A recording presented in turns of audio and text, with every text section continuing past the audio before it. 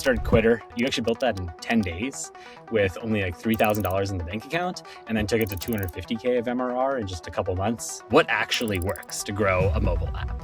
If your idea is any good, it's probably been done before. And so we actually copied our onboarding from our leading competitor called BrainBuddy. Why it's so important is the sunk cost fallacy. If you can get someone to answer a lot of questions, when they finally get hit with the paywall, they're more likely going to purchase because they don't want to waste all their time. Memes, I think, are a beautiful untapped space right now. And so there's a lot of things to consider. So one, how do you get a creator program to actually work? One of the biggest regrets, I think, with scaling QUITTR, I know this isn't about QUITTR, but this applies to everyone, is you are also one of the co-founders of App Mafia, so you've actually contributed quite a bit to the app space, and you're one of the most plugged in people in the mobile app world. You're actually like roommates with Zach from CalAI, who was just acquired by MyFitnessPal, which is just phenomenal work. And I always think you're kind of like the average of your five closest friends, so you're definitely around some good people. And future's even brighter. I'm talking to the future PM of England and a future billionaire. So pumped to have this chat with you. For this conversation, we're actually not going to talk that much about like QUITTR specifically. The growth story is obviously incredible, but it's super well covered. And we started working together in 2024. I remember like Zach introed us, and I was like, oh, this like QUITTR app that is starting on like a 3K budget. All right, let's see how it goes. But then it just started popping off like literally 6 weeks in. So the story's been covered extensively, but I think what the real magic of QUITTR is you and like all the deep knowledge that you have on what makes a mobile app work or not work, what makes viral marketing work or not work. So rather than kind of going through what's been covered extensively, let's actually kind of go back and forth for 20 minutes on what actually works to grow a mobile app. I'll cover the paid ad side, and I'll talk about the actual things that we've run in accounts such as QUITTR to help them grow really fast. And you'll cover the what to do within the app, what to do on the organic viral marketing side. How's that sound? Sounds good. Let's do it. Let's roll. All right, cool. Let's do onboarding. So this is, I think, where every app fails or doesn't fail. I think at this point, like long onboarding, everyone knows it works. But what do your first 4 screens need to look like for an onboarding to work? So it's interesting. Like my typical advice to people is, if your idea is any good, it's probably been done before. That's like number one. And QUITTR, we actually copied our onboarding from our leading competitor called BrainBuddy. So, I came in with the assumption that most of my competitors would have A/B tested, they would have found what worked and would have been running the best version. And to be honest, I just ripped that. And I think anyone that's starting out, anyone that is like in the medium style stages should just do the same thing. There's no specific onboarding that's the best. I would just take what your competitor is doing. And all the A/B testing can be done in the future when you're big enough. I wouldn't really waste too much energy on onboarding in the beginning. But to explain why it's so important is the sunk cost fallacy. It's the same reason gamblers, they're not addicting to winning. They just want something back for the time they spent. And so if you can get someone to answer a lot of questions, when they finally get hit with the paywall, they're more likely going to purchase because they don't want to waste all their time. And that's how that works. Yeah, that makes sense. Do you even like in the early days even bother tracking drop off, or is it like, let's set up a really long onboarding that feels like it's going to work and then just put spend behind it, get traffic behind it?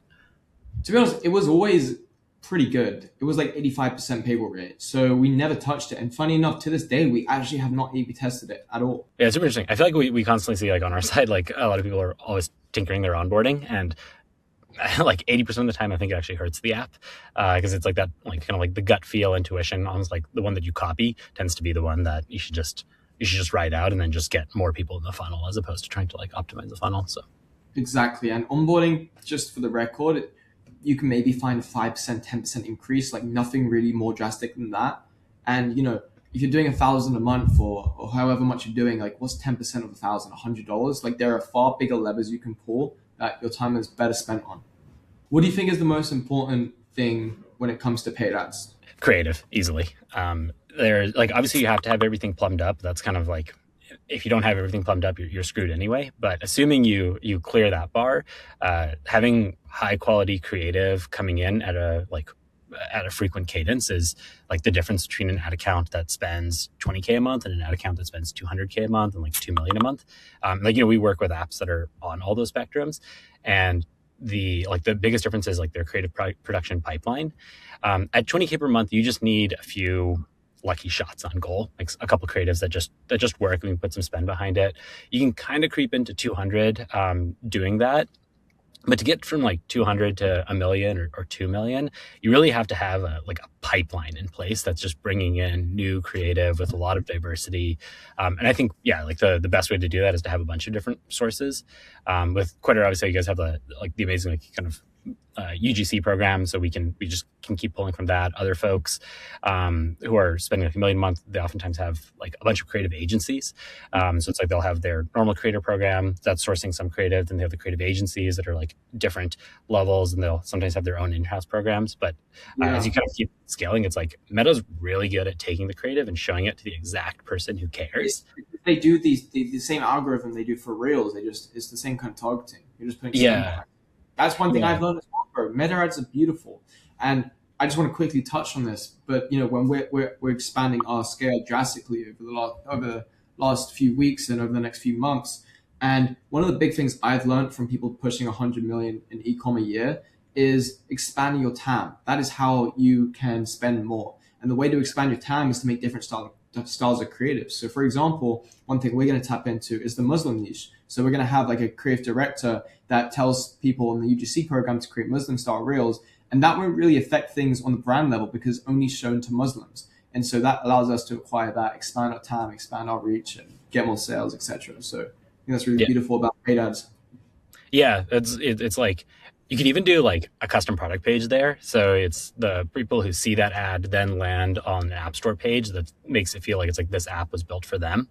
But yeah, like creative on like Meta's, I think the best thing about the platform is it's like there's no more Don Drapers out there. Like there's no creative strategist who's like, I broadly understand what works, because Meta's serving your creative to this extremely niche audience of people who most people have never met. And like, it's like, if I look at your Instagram feed and you look at mine, it's like, I'm obviously like, I can scroll for hours on mine. I would get bored in like 3 minutes on yours and vice versa.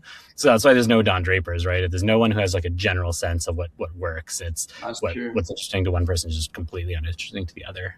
So yeah, creative diversity ends up being the big thing. And then, and then like expand your TAM is like a really good way of putting it. Like if you open the ad account, like the Meta ads library of, like an Away suitcase or like a Brooklyn and one of these brands that are spending over 100 million a year on Meta, the ads are so different because they're serving to completely different audiences and people engage in different ways. And obviously, like some people are like, they're also like serving on Facebook, not just on Instagram. But like creative diversity is like what gets you to that million a month. And then you just have to keep scaling your creative diversity and the pipeline of it to keep moving up market.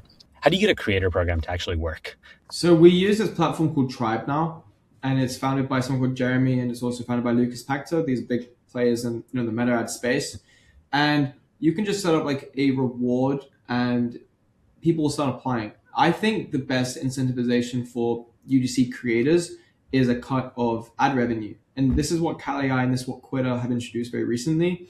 If you are a freelance creator, you can send us videos and we will run it on our meta ad library, and you will earn as an individual 10% of the revenue that you generate. Now, this is pretty low risk and very high reward. If we spend 10K on your ad, which means it performed very well for us, you will get 1K, which is very rewarding for one video. But the more money that we can pay creators, the more successful they were for us. And that's like the best way to spin a deal. I don't think retainers and stuff is smart, in my opinion.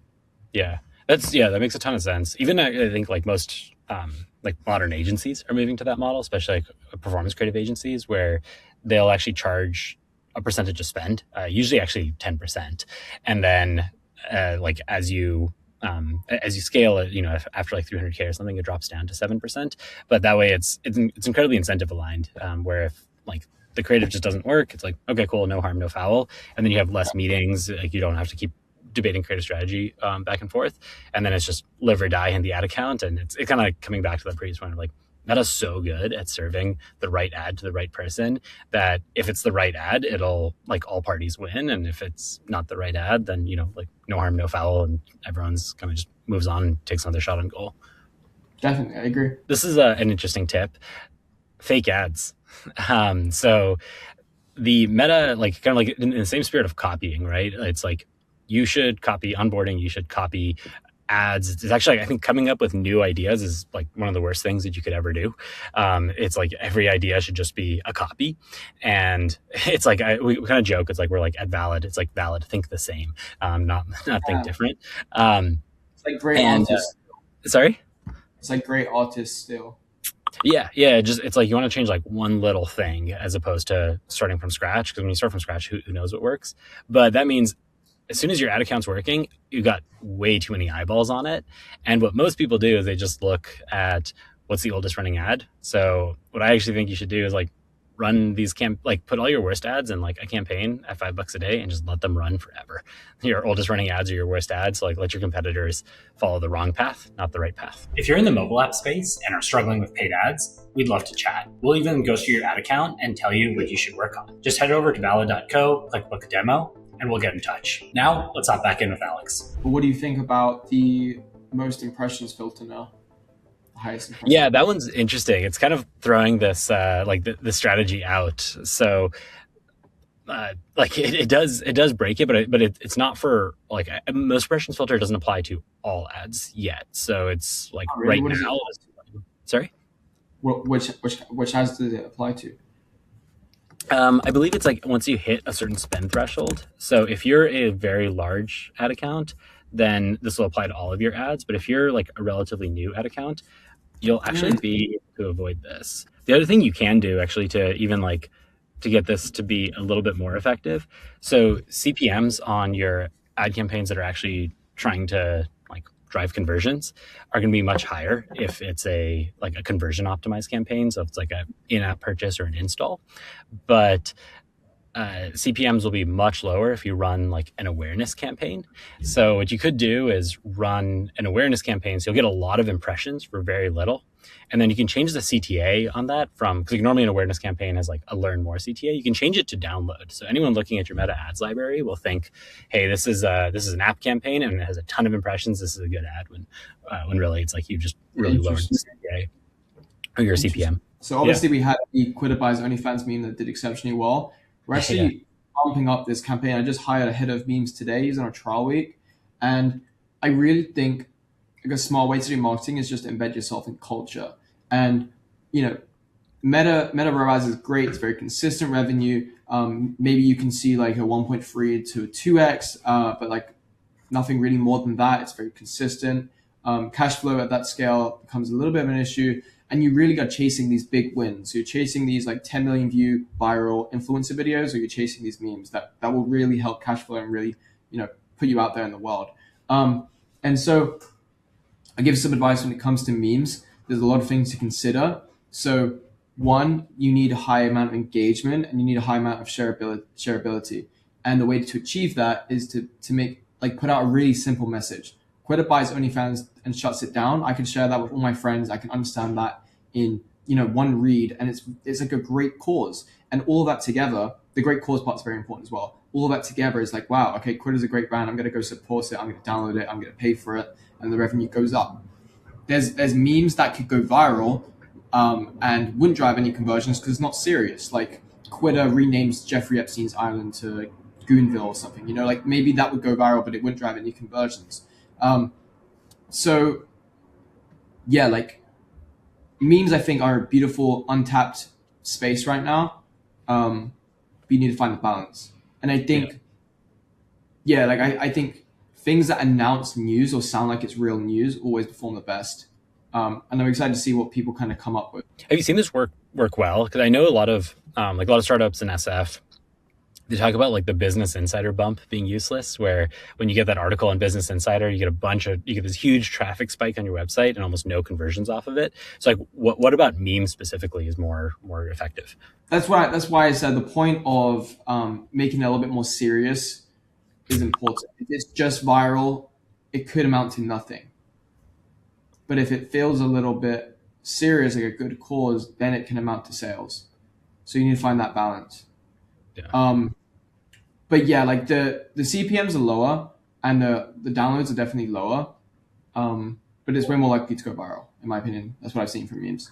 That's super interesting. Yeah. Yeah. Like that point on viral doesn't equal like there's like this balancing act where it's like where like the most viral thing might not be actually the best thing, but then if like your message is super dialed and it doesn't go viral at all, it's also kind of pointless. Like we've personally hit this where actually like we like we made this video. It got like over 1 million views, and Elon retweeted it, and it led to no business. So it's just cool, but it's not actually like effective. But then we have like other but then we have like other ones that are really boring, just like a like a Google Doc screenshot, and like those have led to like 30, 40 like new. Wait, Elon reposted it. Yeah. I'll send you the video after. It's we made it with his. We made this like AI video with his newest. With the newest model, like Imaginera, and it was like a origin story of Elon's. It's like basically the idea is like he's an alien that crash landed on Earth and like he's trying to get out. So it was pretty fun. Like we like made it in like 48 hours or something like that, and then put it up. But yeah, it ended up like fun project. Honestly, I'm glad we did it, but it didn't like amount to like new clients for us. Cool. I have a media buying one. It's push through lower event funnel pain. So what I mean by that is when you run an ad, like virtually every new app that we've ever run ads for, the install campaign will be the most efficient campaign for weeks, and like most efficient by ROAS. So like by running a campaign optimized for installs, you'll actually get like paying customers at a cheaper rate than running a campaign optimized for like purchase or subscription. And that usually holds for like 2 to 3 weeks. So what I see oftentimes when we look at ad accounts is they're like, oh, we're running install campaigns. Like when we're auditing them, and then we say, why are you running install campaigns when you're trying to optimize for a purchase? And they always say, well, we A/B tested it, and like almost always what happens is like they cut the A/B test off too early. So it's the like the install campaign's leading. It's leading for like 2 weeks, 3 weeks sometimes, but every single time at Valid, we've seen that purchase campaign eventually take the lead. So like you kind of have to have the stomach for it, but you basically need to burn money to warm up that purchase event so that eventually it takes the lead. And then then you've kind of like nurtured this event that is really optimized to your exact user base. And like Meta's like, cool, like this type of like user triggers this event, which makes this advertiser spend more money. So Meta's like really incentivized to keep serving to that. The reason that happens is like installs have like an install campaign. If you look at CPM, it'll be lower. So it's like cheaper to serve. So when Meta's not really dialed into like your exact user base, they're like showing it to as many people as possible. You just have a big funnel and it's working. But eventually what you want is actually to like pay a lot for a small number of users who are really high intent. Like in some ways, like the ideal Meta ad setup is like, if your target CAC is $15, you pay $15 to get one customer, and that one customer converts every time. So it's like you don't have like a click through. It's like all your it's like your click through rate and all that stuff is like really bad, but it's like you're getting one customer who cares about you. Obviously, that can never happen in practice, but I think like a lot of people get almost like over indexed on like, oh, I want like a high click through rate, a high hook rate, a high CPM. It's like, no, just worry about CAC, because it's like there's a small number of people out there who are gonna care for your product. Like we just want to get those people in the door, and the creative that resonates with them might not resonate broadly. So you just have to push through the pain to like get that event warmed up. Yeah, because I know we had the same issue with when we were at Valid. I was like, installs obviously way cheaper, like the revenue looks the same / more. Like why don't we just stick to it? But then you're right, like Meta is optimizing for the wrong things, Like it just optimize people that install apps a lot instead of, actually pay for things. Interesting. Yeah, we've seen it on like most accounts where it's like initially installs is right, and it's always like there's like some client tension there every time, right? Because we're like, I know the performance is worse here. I need to keep spending money on it, but it almost always recovers. Like in the case of QUITTR as well, right? Where it's like eventually it took the lead, but it took a couple of weeks to get there. Yeah, I have one for you. What's the most like expensive creative experiment you've done, and was it worth it? Like, have you done like TV, CTV, or like a highly produced thing? Like honestly, no. Like one of the big things we did make a mistake with was paying for like agencies that did creative stuff. And we literally have burnt probably over 100K at this point, and this was when we were trying to chase organic. This was when we weren't really scaling ads like we should have been, and we were listening to all of these agencies' promises like, yeah, we're going to produce 1,000 a month, and we're going to get viral X amount of times, and yeah, like it never really happened. And I regret, yeah, I regret doing that. And also on that note, one of the biggest regrets I think with scaling QUITTR, and this isn't about QUITTR, but this applies to everyone, is seeing some success in meta and then trying to expand like horizontally before trying to scale volume. We were doing well in meta, and I'm like, we're trying to scale influencers, even though influencers weren't returning as much as meta was, and we were like misallocating budget away from meta ad spend towards influencers, vice versa. Maybe we're dipping into UGC organic, and I'm like, what am I doing? In retrospect, I'm like, what was I doing? Because had I just reinvest all the money that meta was bringing us back into paid, we would be in a far different situation than we are today. And like luckily everything is reversible and we're on track to recover. But yeah, like stay focused to what's bringing in the revenue and just double down. No, that's super wise. Yeah, we kind of see that all the time too, where it's as soon as like someone has like that meta revenue, they want to put it into YouTube or something like that. Or like that's like it's like let's kind of keep the golden goose just like fed, and then I think there's like eventually a point where it makes sense to diversify, because it's like at a certain point you're like it's just like it's like if you're owning like stocks, right? Like you like initially like just buy the S&P 500 and move on with your life, but like at some point you want other things in your portfolio. And but I think that it's like people are like, there's all this advice out there on from like especially like ecom gurus who are spending 20 million a month, and like their strategies don't apply in like the early days. It's like in the early days, like you can scale meta to 1 million a month, no problem, and just focus on meta. It's like after that, start thinking about, okay, now we need like a big TikTok presence or a Google presence or a DSP presence. But initially, like just get meta to work, and then it also like makes all those other channels come online way faster. Totally agree. Cool, man. I know we plan on doing like 20 minutes. We're a little over that now. Any final thoughts? Any parting advice for anyone kind of entering this mobile app growth space? I mean, I just want to reemphasize because I get it a lot. I had an intro call today, and I'm being asked about all these little things that don't really matter, like what colors should I use, what should I add to my onboarding, how to do A/B tests, and like I don't know. I feel like a lot of people get this wrong. They hear a lot of buzzwords about it on Twitter, but again, the only thing that matters is volume. All right. And even if you have a little bit of success, maybe you're doing $2,000-$3,000 a month. That is great. If you did a week's worth of volume in one day, maybe you could 7x your revenue for the month. That's actually all it takes. Genuinely, is all it takes. Like the difference between us at 100K versus 500K is we spent 5x more. We did 5x more volume. That's the difference. And so don't overcomplicate it. You got it. It's not that complex. Stop reading Twitter. Just lock yourself in a box and figure it out, because the world's counting on you. Yeah. It's kind of like the whole goal is like make this black box that you put in $1 and get at least like $1.01 out the other side, and then you just scale the number of dollars you're putting into it, right? Exactly. Yeah. Cool. One final question: How was your experience working with Valid? Shameless plug. It was great. It was great. Obviously, they took a lot of the heavy lifting off our plate and got us to a great point in monthly spend and return.